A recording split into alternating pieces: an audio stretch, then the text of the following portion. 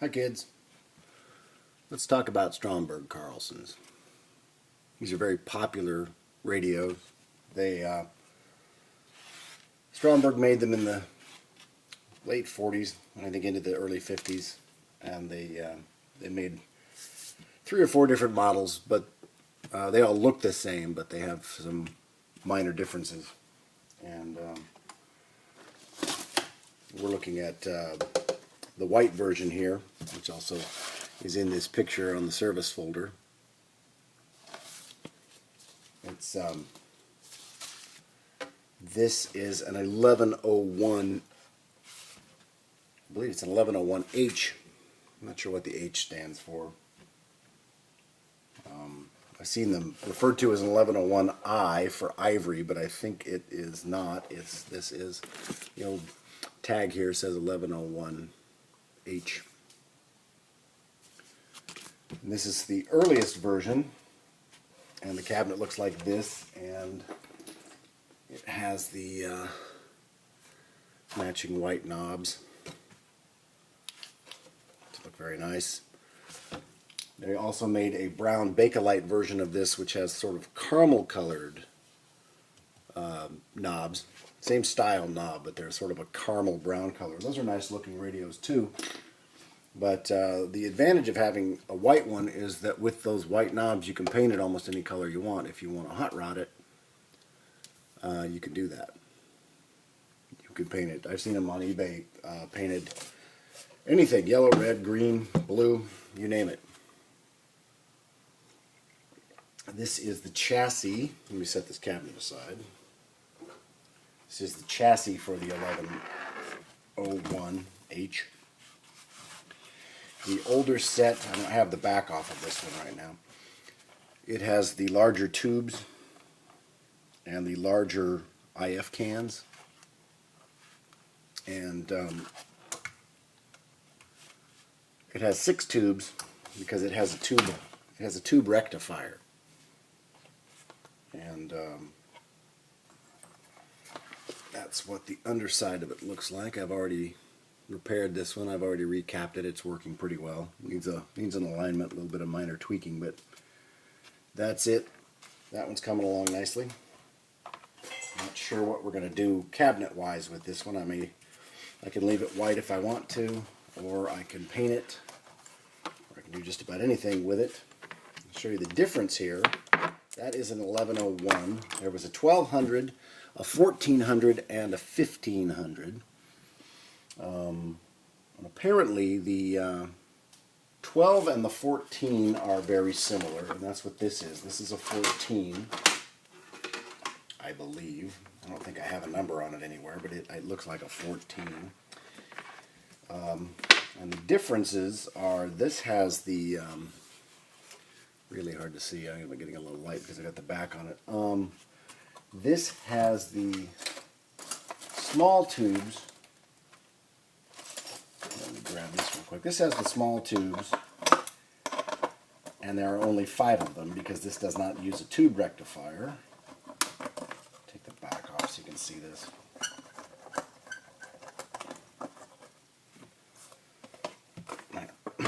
There you go.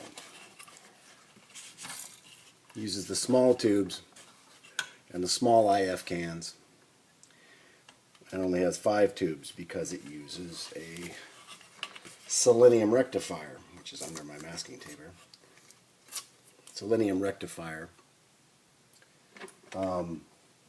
This does seem to work. This is an amusing little radio. I got it for absolutely next to nothing because the cabinet was broken and it doesn't work. Even though somebody has put new capacitors in it, it doesn't work. And I was fooling around with it today and kind of trying to diagnose what was wrong with it. And they didn't have anything grounded correctly. This has a floating ground, which maybe I'll explain later when we get into this, because I'm going to go ahead and do a little restoration video or 2 on this one. This has a floating ground, and they didn't hook it up correctly. They had the negatives for the electrolytics grounded to the chassis, and all of these wires, this bundle here and this, let's see, this bundle here are supposed to also go to that floating ground, but they just had them bundled together on this terminal strip, and they're not grounded at all. So I took some alligator leads, some patch cords, and I grounded them properly, and I was able to fire this thing up long enough to figure out that it does work. It's just a mess, and I'm going to have to clean it up. This is all somebody else's work. I'm not taking credit for any of this, but I'm going to fix it. We're going to eliminate the selenium rectifier and put in a silicon diode, which is all that little guy right there. This little tiny diode will replace the selenium rectifier or the tube rectifier in the old one. You know, this does the exact same thing. It's a very amazing thing that this little bitty, you know, this little bitty diode can do all that, you know, work as the rectifier, but it does. These are very cool radios in that, and something else to show you here, I'm not sure where I set it. The cabinet, you know, this is obviously where the dial goes, here we go, has a curved piece of plastic that goes in from the back there and pops into place. I have this one out, but it just goes in there like that. And if you have the early version, it has this copper colored back behind the dial, and then the numbers are painted on this piece of glass. It says Stromberg Carlson. You have these nice green and white numbers that are painted right on the glass, and those show through this opening, and then this plastic cover goes over that. If you have one of these, you can cut yourself a new one of these out of a 2-liter plastic pop bottle, and it works perfectly. I've done it before. Just try to find a section of the bottle that is as clear as you can find, because sometimes they get little, you know, discolorations and white streaks in them because of the way it's curved, but usually you can find a section big enough just to cut this piece, and it looks really cool. And that's how the early ones worked. This one I painted the dial indicator white. It was originally, I had bright orange, I think, but most of the paint was gone, and I just decided I liked it better white. This one, the 1400, they did something a little bit different. You can see that dial indicator on this one is a little bit different. You can see that it is red plastic, and it is meant to hug the contour of this plastic. And you have a black back to it. And what they did was, and it's hard to see, I don't have an example of it, but you can kind of see it in the picture, is they printed the Stromberg Carlson name and the green and white numbers right on the clear plastic, on this curved plastic, and so that goes in the front, and then has this light. This piece of plastic will catch the light, and it really looks cool when it's all working. But speaking of which, one of the differences between the early version and this version is this version came from the factory without a dial light. The 1400, the 1200 do not have a dial light. Apparently the last version, the 1500, which is virtually identical to this in most respects, they decided to put the dial light back in it. I don't know why they decided to leave it out. I'm going to put one in. It's no big deal.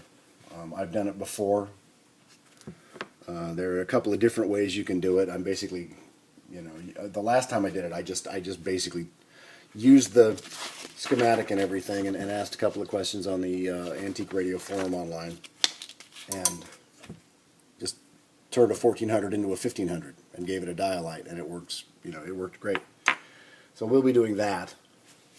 I think this one, instead of putting it back in a white cabinet or painting the cabinet, what we're going to do is put it in this one.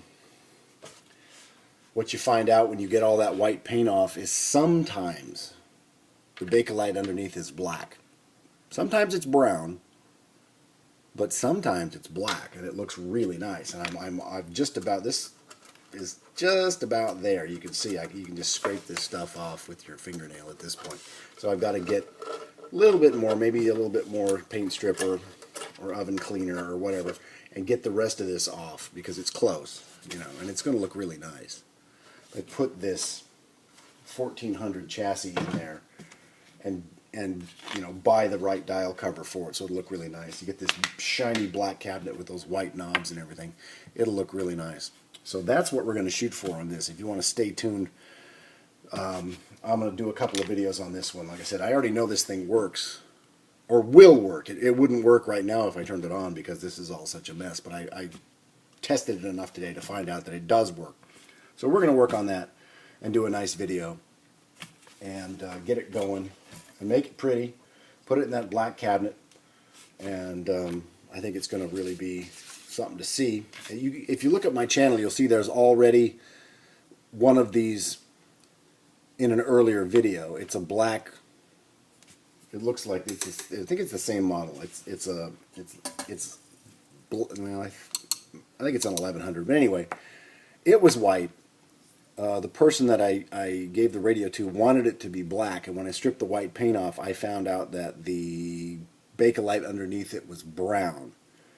So I had to paint it. So if you look at that earlier video, you're not looking at shiny black Bakelite. You're looking at brown Bakelite that's been lacquered in black and shined out to almost a piano finish. I was kind of proud of that one. So if you haven't seen that video, look at my older videos, and it looks really nice.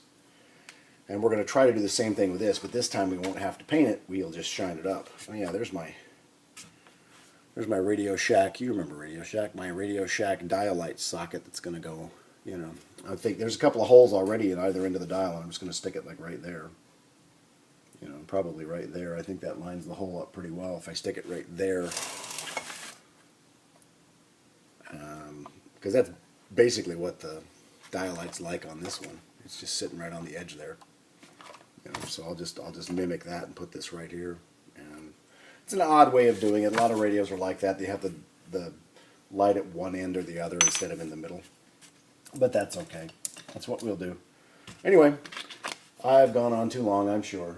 But I just wanted to give you a little bit of a look at the very popular, they're known as Dynatomic, which is obviously just a made-up marketing name, Stromberg Carlson Dynatomic radios, which are very popular all-American radios.